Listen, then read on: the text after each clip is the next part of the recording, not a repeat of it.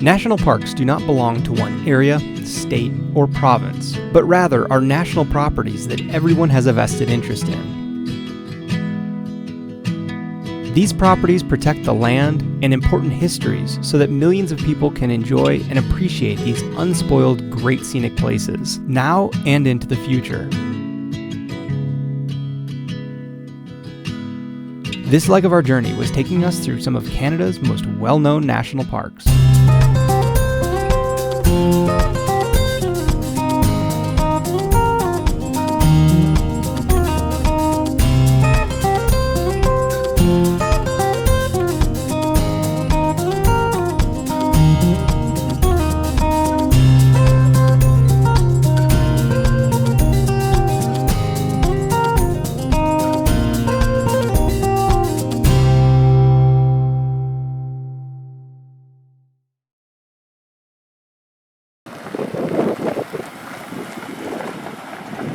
We had been visiting Lake Louise, so we headed a short way south to visit the town of Banff.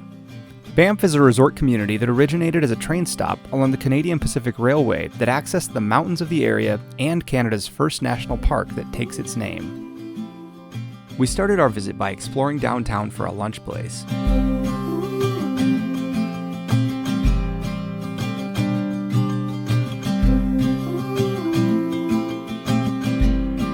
As we prefer a plant-based diet, we found a quirky little cafe that was just the ticket.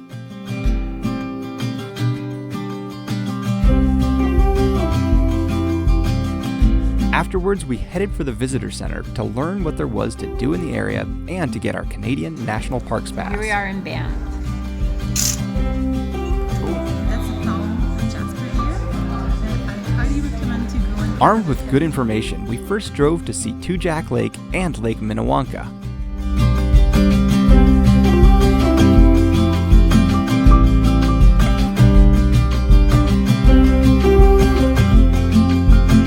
This lake has been raised by a series of dams to provide power to the local communities and is now a popular diving site due to the presence of a resort community that was flooded when the dam went in.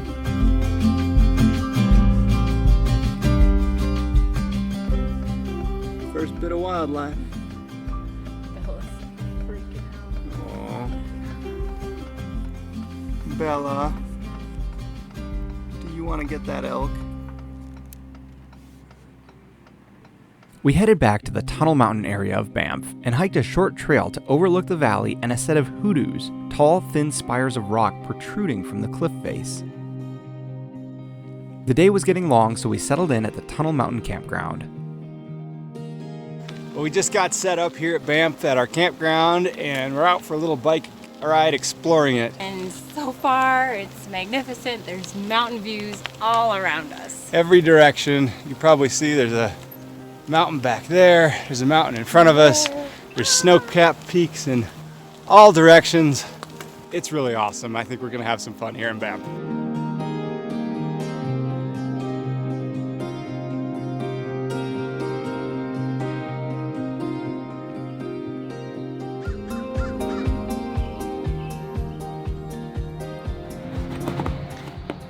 So today we're getting all packed up to go hike up a mountain.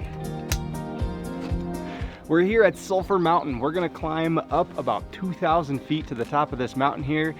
Hopefully at the top we get to ride the gondola down too. And we're gonna go all the way up to there. So like Tom said, we're gonna be going up about 2,000 feet or about 650 meters. And then we get to ride the gondola down, but we're still thinking it's gonna hurt. So fortunately, there are some hot springs right here for when we get back. I'm already looking forward to those. Dogs are allowed on here, but I don't think Mocha and Bella would have liked this. We would have loved to bring the dogs along, but at their age, this hike was well out of their capabilities, and they were adjusting nicely and enjoying hanging out in the truck camper. We're probably about halfway up the mountain now. No, we're not. Probably about like a quarter of the way up the mountain. Oh, crush my dreams. It's pretty awesome though. It's all uphill. All uphill.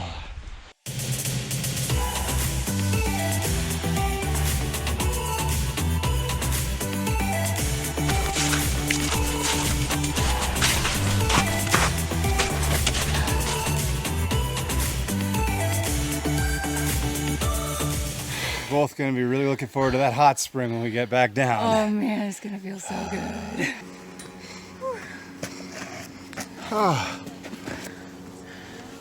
Once reaching the top, the trail became a giant boardwalk we along made the it. ridge to access the final This is peak. quite an impressive boardwalk up here. A building stands here from the 1950s that commemorates the cosmic ray station that was built as part of the International Geophysical Year, where cosmic ray stations were built around the world. We made it to the top. Oh, it was an exhausting hike. We're not quite in shape for this yet, but we will be getting in shape by doing things like this. Wow, what a view. 360-degree mountains here.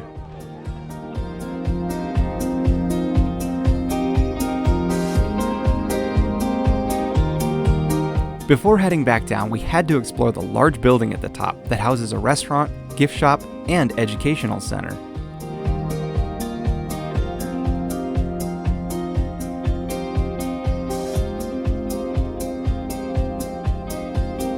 Because it was early enough in the year, the gondola provides a free ride back down the mountain if you hike up, so we gladly took up the offer. Here we go. Here we go! Gondola ride.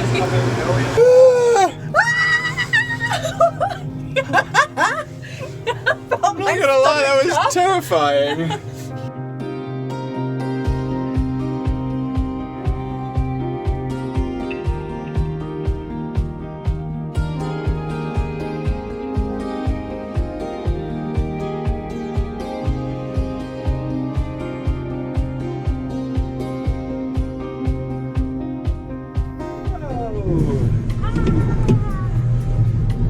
Now that is the way to hike a mountain. Yeah. It's gonna be me in about 5 minutes. Back at the bottom and sore from the hike, we decided to try out the Banff hot springs that are located at the base of the mountain.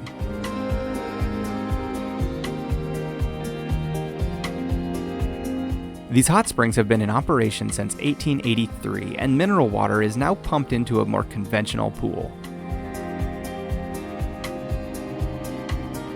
Relaxing in the mineral waters was a perfect way to wrap up a hard day's hike.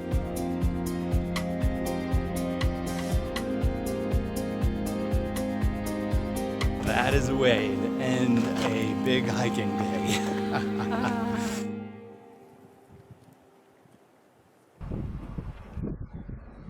The next day, we packed up the camper and headed to Banff Sunshine to take advantage of the last few days of the open season at the ski resort. We're getting ready to go skiing. We are at Banff Sunshine. This is the last week that they're open for the season. And this was one of the things that we really wanted to do on this trip north. And getting into the cold weather was to come up to one of these epic mountains and go skiing. So we just made it and we're getting ready now. Oh, it's gonna be awesome. See you do the ski boot walk. It's been a while since I did this. It has been many years since either of us have been on skis, but with our rented equipment in hand, we headed for the mountain.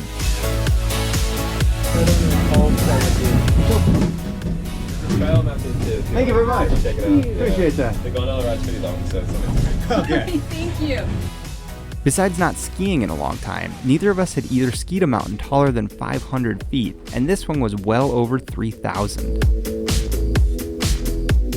Located just outside town, this resort has some of the last access to winter snow with its base at 5,450 feet and top at almost 9,000.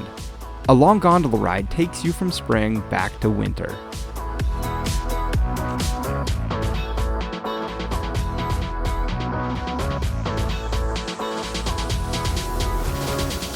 We headed right for the top of the mountain and could not believe the view.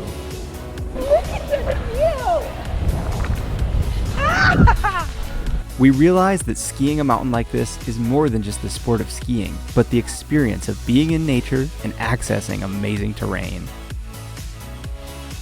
After only a few turns, it all came back to us, and we had a blast exploring this mountain.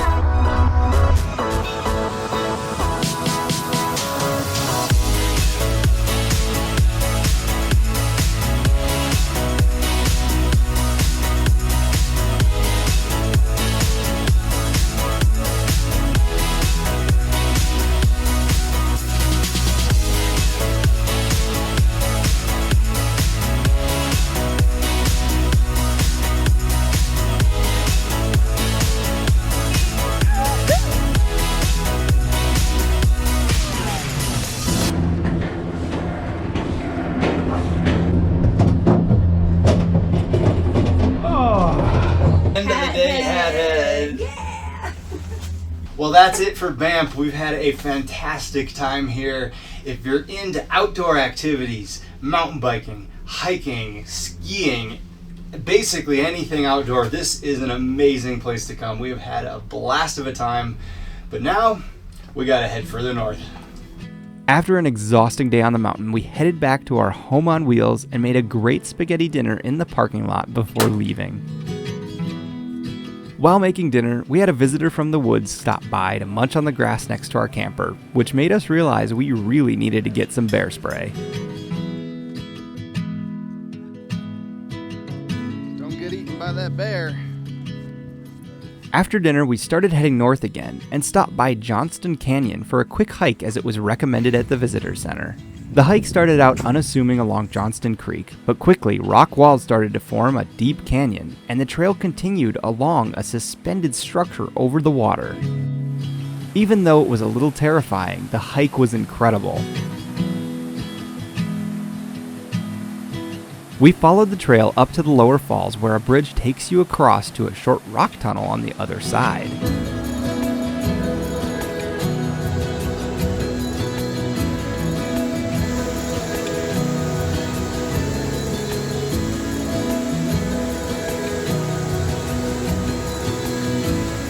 We would have liked to continue further up the canyon, but the day was getting late, so we ended our hike here and headed back to the truck to continue north.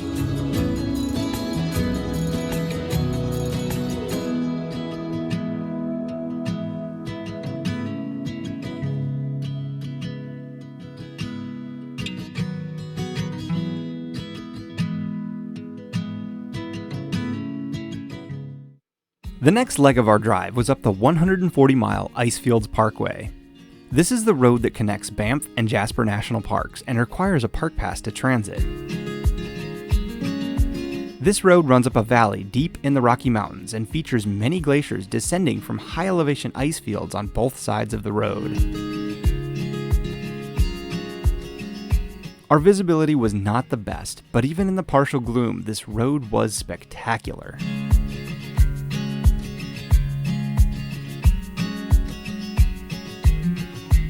The Icefields Parkway was built in the 1930s as a Great Depression relief project.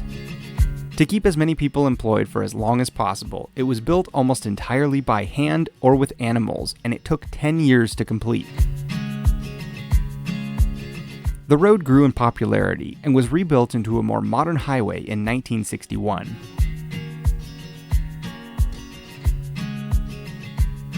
The highway provides access to incredible scenery and a multitude of outdoor activities in the national parks.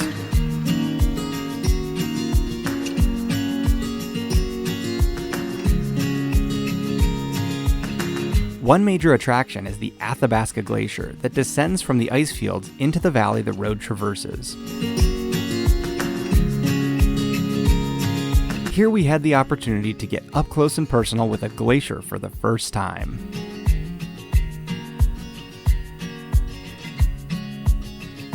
This is also the center point of the road and made for a good, although cold, overnight stop.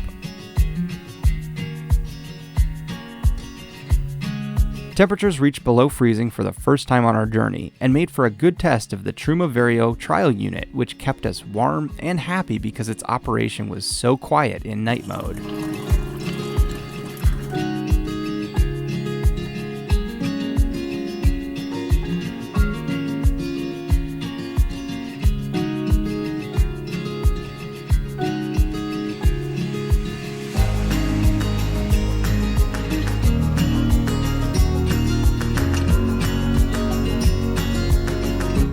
We continued up the highway, stopping at various scenic pull-offs to marvel at the scenery, picnic, hike, and just take in spring in the mountains.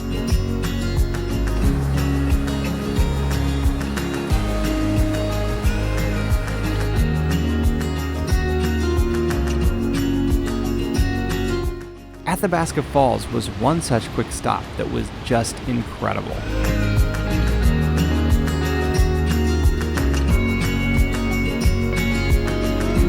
One neat thing about the waters here is that they flow not to the Pacific or Atlantic as we've always been used to, but to the Arctic Ocean, flowing from the Athabasca River into the Mackenzie and eventually making it to the mouth of the river near Inuvik, where we will eventually be later this summer. Once we reached Jasper, we were whooped. And this is what too many days of too much stuff looks like. I'm so tired. I'm so tired too. We had been skiing, surfing, hiking, mountain biking, and exploring so much that we really needed a down day, and Mother Nature obliged. We settled into the only campground in the area that had availability at Snaring Overflow just as it started to rain. We woke up the next day to heavy rain and cold, so we settled into our warm little home to get some work done. This was also a great test of our liveandlight.net data plans and cell booster system as we were right on the fringe of service. What really made our stay here possible is that we had to get work done and we were able to get internet. On the cell phone, didn't see anything. The Pkway itself saw a little bit of service, but what we were able to do is use our directional antenna on the back of the RV. This is the first time we've put it up.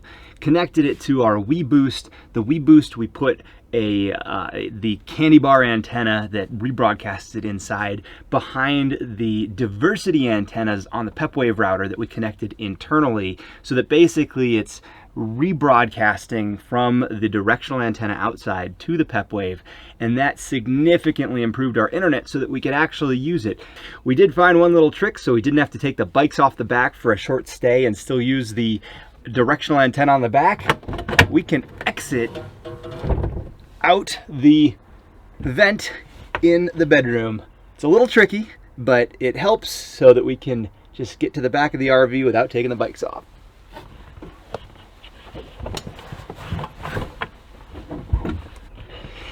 This is not designed for this, so I can't recommend it, but if you're a skinny guy like me, it works. Our international cell plans were working great in Canada, and we were finding service to be very good.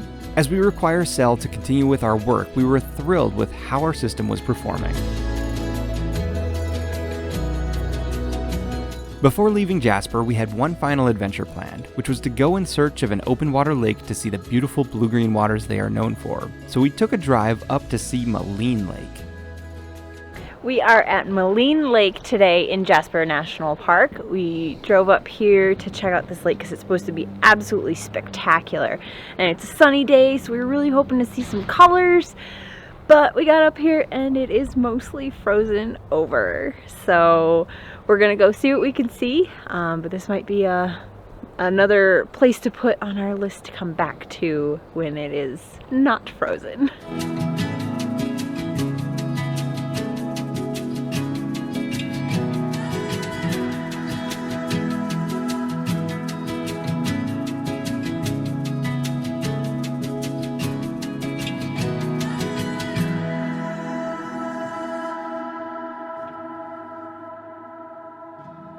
After visiting the lake, we headed out of Jasper, but not without a few more awesome pieces of scenery.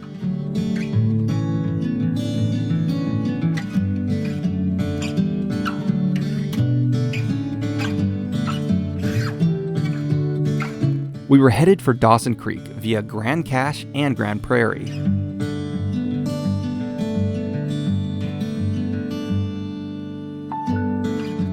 On our way through Grand Cache, we found a neat little free camping area that was used by locals and stayed the night. Well, it's a beautiful morning here at Grand Cache in Alberta. We did not sleep real well last night, however, because there was a whole bunch of hooliganism going on. Some people camped down that way, were loud, they had ATVs, they were shooting fireworks off in the middle of the night. We're all right with having some fun coming out, but this is a public campground. Please be respectful of other people if you're out and about camping in places like this, but we didn't get a lot of sleep. Today we have a really big day, off to Grand Prairie.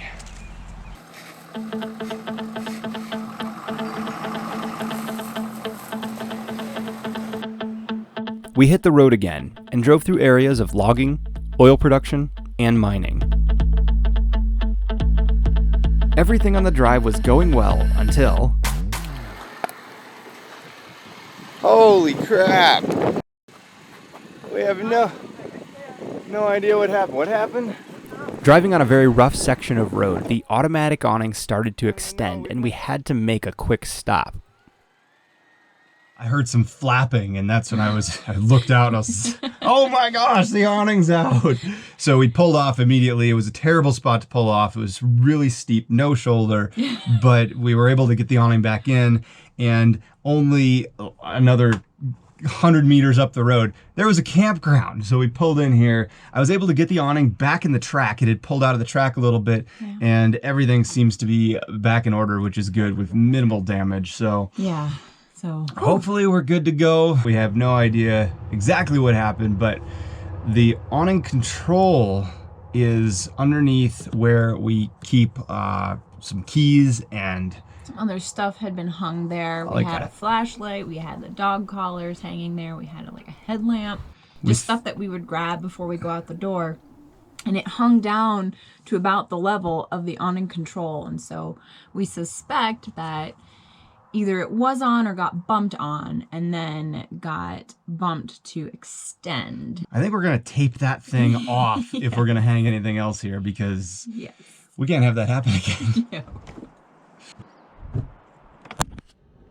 With the awning repaired, we made it to Grand Prairie, where we had planned to restock on food, fuel, and water. We've been striking out here at Grand Prairie because today is Victoria Day. We had no idea that was a holiday at all, and we tried to go to Costco to get a few things, including fuel and propane, but it's closed, and so is pretty much everything else in this town. So we've been having to kind of get what we can, but that probably explains why those guys were partying last night, because this is also known as Firecracker Day here in Canada. They started lighting off firecrackers at midnight. That's probably what was going on, so I guess I can't blame them there. Luckily, between the local health food store and a Walmart that were open, we were able to get groceries, and for the first time fired up our Dometic electric cooler so we could carry more fresh items, as we were unsure of where we could get them in our coming travels.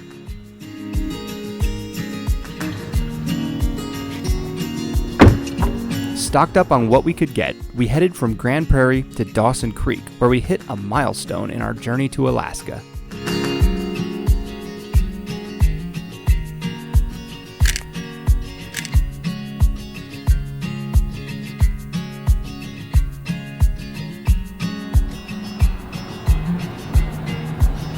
We've made it to the beginning of the Alaska Highway. We're here at the famous sign that marks mile 0 here in Dawson Creek, British Columbia.